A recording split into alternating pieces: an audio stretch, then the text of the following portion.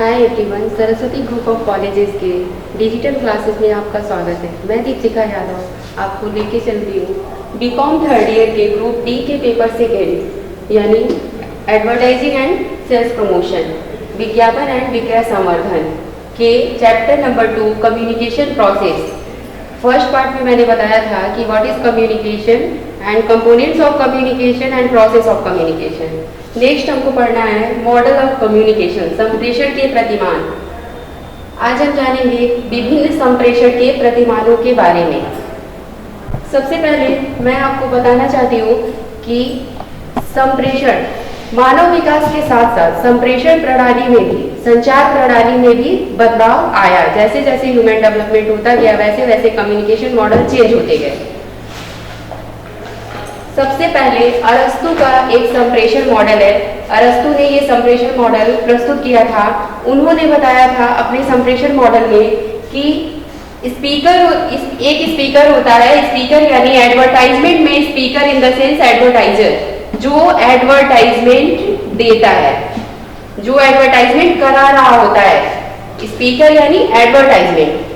Who send the message, advertiser क्या करता है, सेंड करता है मैसेज। एडवर्टाइजर जो होता है वो सेंड करता है मैसेज। नेक्स्ट होता है आपका स्पीच, संदेश यानी मैसेज। क्या मैसेज वह एडवर्टाइजर सेंड कर रहा है, कौन सा मैसेज वो एडवर्टाइजर सेंड कर रहा है जो वो अपने कंज्यूमर को बताना चाहता है, अपने उपभोक्ता को बताना चाहता है। नेक्स्ट, किसको सेंड कर रहा है, टू हुम, किसको सेंड कर रहा है, यानी उसके श्रोता कौन से हैं, उसके ऑडियंस कौन से हैं। ये तीन मेन इंपॉर्टेंट एलिमेंट बताया था अरस्तु ने अपने संप्रेषण प्रणाली में। कितने इफेक्टिव तरीके से यानी कितने प्रभावशाली तरीके से, ये हर संप्रेषण प्रतिमान का अंतिम चरण होता है कि कितने इफेक्टिव तरीके से वो संप्रेषण कर रहा है अपने कंज्यूमर के साथ।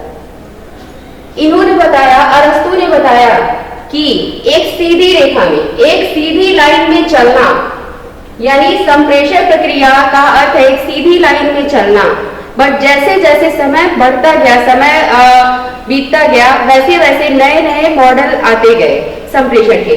नेक्स्ट संप्रेषण का मॉडल प्रस्तुत किया लॉसवेल ने। लॉसवेल एक अमेरिकी प्रसिद्ध राजनीति शास्त्री थे। लॉसवेल एक प्रसिद्ध अमेरिकी राजनीति शास्त्री थे। इन्होंने एक मौखिक मॉडल प्रस्तुत किया। उन्होंने मौखिक मॉडल में ये बताया कि हु, कौन मैसेज कह रहा है। उन्होंने एडवर्टाइजर को इस रूप में डिफाइन किया कि हु, कौन मैसेज कह रहा है। हु यानी सेंडर, हु यानी सेंडर। ये मौखिक मॉडल है। जैसे किसी भी कम्युनिकेशन में हम ये देखते हैं कि कौन कह रहा है। अगर कोई भी बात हो रही दो लोगों के बीच, क्योंकि कम्युनिकेशन टू वे प्रोसेस है, द्विमार्गी प्रक्रिया है, इसमें अगर कोई भी बात हो रही है तो एक सेंडर होता है, दूसरा रिसीवर होता है।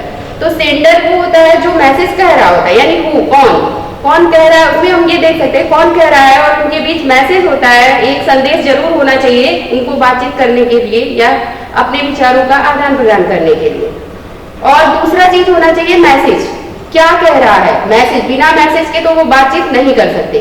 तीसरी चीज होनी चाहिए चैनल, वो किस चैनल के थ्रू मैसेज कह रहा है। वो फोन से भी कह सकते हैं, इंटरनेट के थ्रू भी कह सकते हैं, टेलीविजन के थ्रू अपना संदेश भेज सकते हैं, रेडियो के थ्रू भेज सकते हैं, एक्सेट्रा। दूसरा हो गया हमारा कि क्या मैसेज है, हाउ, यानी किस चैनल के माध्यम से। वही तीसरा, किस चैनल के माध्यम से, टीवी से, रेडियो से, इंटरनेट से या न्यूज़पेपर से। नेक्स्ट है टू हुम, किसको वो मैसेज सेंड कर रहे हैं। टू हुम यानी रिसीवर। लॉसवेल ने मौखिक मॉडल में ये बताया कि एक रिसीवर भी होता है, जो रिसीवर क्या करते, रिसीवर से जो सेंडर है वो मैसेज कह रहा है, टू हुम। नेक्स्ट है व्हाट, विथ व्हाट इफेक्ट। ये जो पोर्शन है ये सारे कम्युनिकेशन में बहुत मायने रखता है। इसी को कहते हैं फीडबैक। नेक्स्ट टॉपिक में हम लोग पढ़ेंगे फीडबैक क्या होता है। तो ये होता है विथ व्हाट इफेक्ट, कि रिस्पॉन्स कितना है, हमारे कंज्यूमर का रिस्पॉन्स कितना है।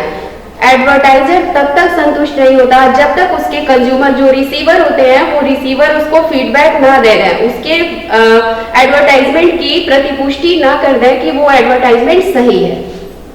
नेक्स्ट हम चलते हैं सैनन व वीवर का संप्रेषण मॉडल। सैनन व वीवर ने 1948 में ये मॉडल प्रस्तुत किया। इसको सैनन व वीवर एक गणितज्ञ थे, इसलिए उन्होंने सिग्नल के माध्यम से मैसेज भेजने का तरीका बताया, सिग्नल के माध्यम से मैसेज भेजने की एक प्रक्रिया बताई। उन्होंने कहा कि हम ट्रांसमीटर के थ्रू सिग्नल में मैसेज को परिवर्तित करके कैसे हम कंज्यूमर तक भेजें या रिसीवर तक भेजें। उन्होंने बताया कि एक सोर्स होता है, वो सोर्स अपने मैसेज को, जो सोर्स यानी सेंडर अपने मैसेज को ट्रांसमीटर के थ्रू सिग्नल में चेंज करके रिसीवर को भेजता है। रिसीवर को भी वो मैसेज किसमें रिसीव होता है? सिग्नल में। देन वो डेस्टिनेशन तक पहुंचता है, लक्ष्य तक पहुंचता है, और ये जहां लक्ष्य तक पहुंचता है वो जैसे कंप्यूटर पे जो भी आप लैंग्वेज उसमें इंटर करते हैं, जो आप इंग्लिश में लिखते हैं, तो वो आपको सेम लैंग्वेज में नहीं रिप्लाई देगा, वो आपके लैंग्वेज में उसको कन्वर्ट करके, यानी इनकोडिंग और डिकोडिंग का यहाँ सिस्टम है, वो कन्वर्ट करके देता है। तो इस तरह से डेस्टिनेशन से फीडबैक मिलता है किसको? सोर्स को। डेस्टिनेशन से फीडबैक यानी इनकी बातों का, सोर्स जो है सेंडर की बातों के, सेंडर जो भी सिग्नल के थ्रू मैसेज भेजा है उसकी प्रतिपुष्टि डेस्टिनेशन से होकर यानी रिसीवर से ही होकर आता है फिर से सोर्स तक। सैनन इस मॉडल के बहुत सारे ड्रॉबैक थे, बहुत सारी कमियां थी, क्योंकि अगर इसमें लाइट चली गई तो ये फेल हो सकता है, अगर इसमें कुछ बहुत सारे बैरियर्स आ सकते हैं, इसमें मिसिंग हो सकता है, कुछ संदेश आपका मिस हो सकता है क्योंकि सिग्नल के माध्यम से है, कुछ आपका हो सकता है समझ में ना आए, हो सकता है कंप्यूटर, कई बार कंप्यूटर में आप इंटर करते हैं वो लैंग्वेज आपकी समझ नहीं पाता, तो इस तरह के बहुत सारे प्रॉब्लम आ सकते हैं। नेक्स्ट मॉडल है हमारा संचार का SMCR प्रारूप, SMCR मॉडल ऑफ कम्युनिकेशन। ये 1960 में, ये मॉडल 1960 में प्रस्तुत किया गया। इस मॉडल को बर्लो ने प्रस्तुत किया था, बर्लो नामक एक वैज्ञानिक ने प्रस्तुत किया था। उन्होंने बताया था कि इस मॉडल में 4 एलिमेंट होते हैं। ये 4 एलिमेंट, पहला है यस, सोर्स यानी प्रेषक, जो मैसेज प्रेषित कर रहा है। सेम चीजें हैं, उन्होंने अपने कम्युनिकेशन मॉडल में फिर सिर्फ 4 एलिमेंट को बताया।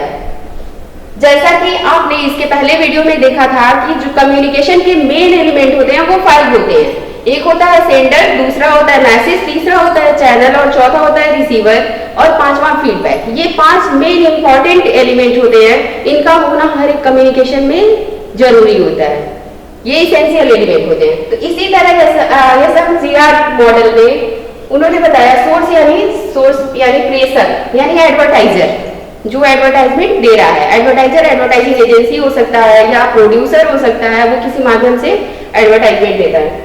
मैसेज, उसका वो क्या मैसेज देना चाहता है, जैसे मैसेज कई प्रकार का हो सकता है। मैसेज आपका इमोशनल हो सकता है या मोरल हो सकता है, शिक्षा किसी को दे सकते हैं जैसे सर्व शिक्षा अभियान, या इमोशनल हो सकता है जैसे smoking is dangerous for health. तो इस तरह के एडवर्टाइजमेंट, तो मैसेज आपका कैसा भी उसको कॉपी राइटिंग करने का तरीका एक अच्छा होना चाहिए। इस तरह का ये मैसेज में आता है, ये एलिमेंट मैसेज होते हैं कि आपका मैसेज किस तरह, जितना इफेक्टिव मैसेज होगा उतना इफेक्टिव आपके रिसीवर आपका आंसर देंगे।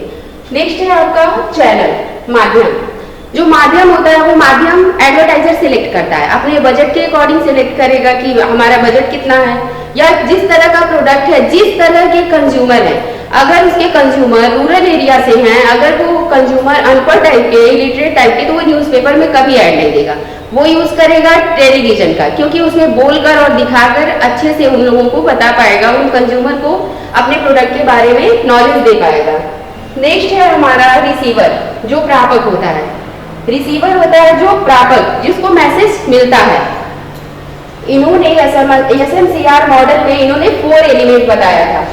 जैसे इसको यहाँ डिफाइन कर सकते हैं, जैसे देखिए सोर्स यानी कम्युनिकेशन स्किल्स, सोर्स में श्रोता के पास उसका कम्युनिकेशन स्किल्स कैसा है, उसका एटीट्यूड कैसा है, उसके पास नॉलेज कितना है, इस पे डिपेंड करता है इस रिसीवर का फीडबैक।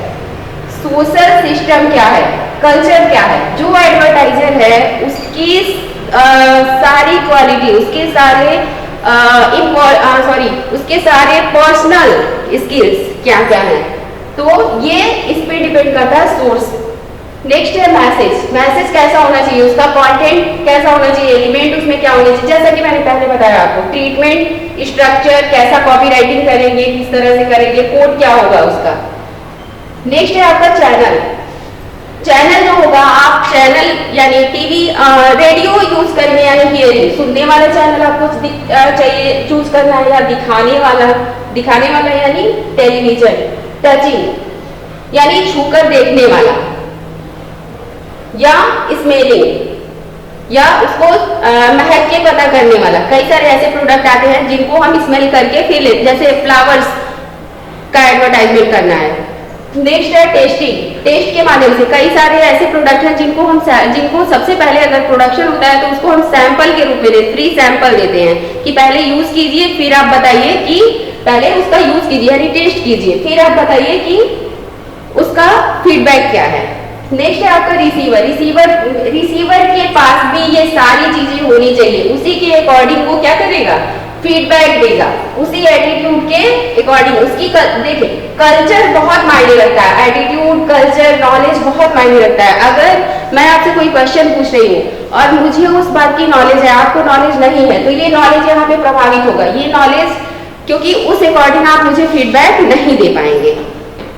इसी तरह कम्युनिकेशन स्किल्स, अगर कम्युनिकेशन स्किल्स नहीं है आपके पास, तो मैं अगर कम्युनिकेशन स्किल्स इसमें आ जाएंगे। अगर मैं प्रॉपर्ली आपसे बात कर रही हूँ और आप प्रॉपर्ली मुझसे बात नहीं कर रहे, तो भी वहाँ कम्युनिकेशन बाधित होगा, वहाँ बहुत सारे बैरियर्स आएंगे। एटीट्यूड, आपका एटीट्यूड निगेटिव भी हो सकता है, पॉजिटिव भी हो सकता है। आपका एटीट्यूड निगेटिव है, मैं कितना भी पॉजिटिव बातें आपसे करूंगी तो आप निगेटिव ही उसका रिप्लाई, फीडबैक हमको देंगे। नेक्स्ट है नॉलेज, नॉलेज तो मैंने बता दिया अभी। सोशल सिस्टम, जो सोशल सामाजिक सिस्टम है, अगर आप किसी और तरह के समाज से हैं, मैं किसी और तरह के समाज से, जैसे अगर आप देखें कि ऐसे प्रोडक्ट जैसे कपड़े का ऐड आता है, तो कोई भी ऐसा कपड़ा जो हमारे प्रचलन में नहीं, हमारी संस्कृति से अलग है, तो उसका ऐड हम नहीं दे, उसको हम ऐड तो देख लेंगे लेकिन उसको हम स्वीकार नहीं करेंगे, जो रिसीवर होगा कभी स्वीकार नहीं करेगा, तो ऐसा ऐड हम उनको न दिखाएं, इससे उनको कोई बेनिफिट, एडवर्टाइजर को कोई बेनिफिट नहीं मिलेगा। कल्चर, सभ्यता भी बहुत मायने रखता है। कल्चर जैसे फॉरेन की सभ्यता अलग है, ठीक है, हमारे देश की सभ्यता अलग है, तो अगर हम लोगों को किसी ऐसे प्रोडक्ट के बारे में बात करनी है, दोनों को कम्युनिकेशन करना है कि जहां दोनों का कल्चर डिफरेंट है, तो वहां बहुत सारे बैरियर्स आएंगे और ये इसका प्रॉपर फीडबैक सोर्स को नहीं मिल पाएगा। इसलिए ये मॉडल प्रस्तुत किया कि ये सारी चीजों का होना बहुत ही आवश्यक है।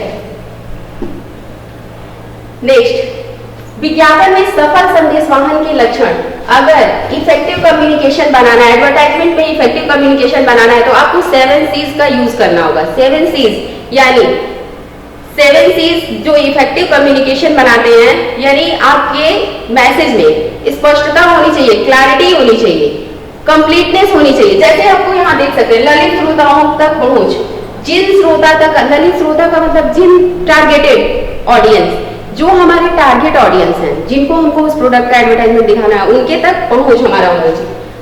उनके तक हमको कैसे पहुंचना है, ये डिसाइड करके हमको चैनल का चुनाव करना चाहिए। नेक्स्ट है हमारा संदेशवाहन के उद्देश्यों की प्राप्ति।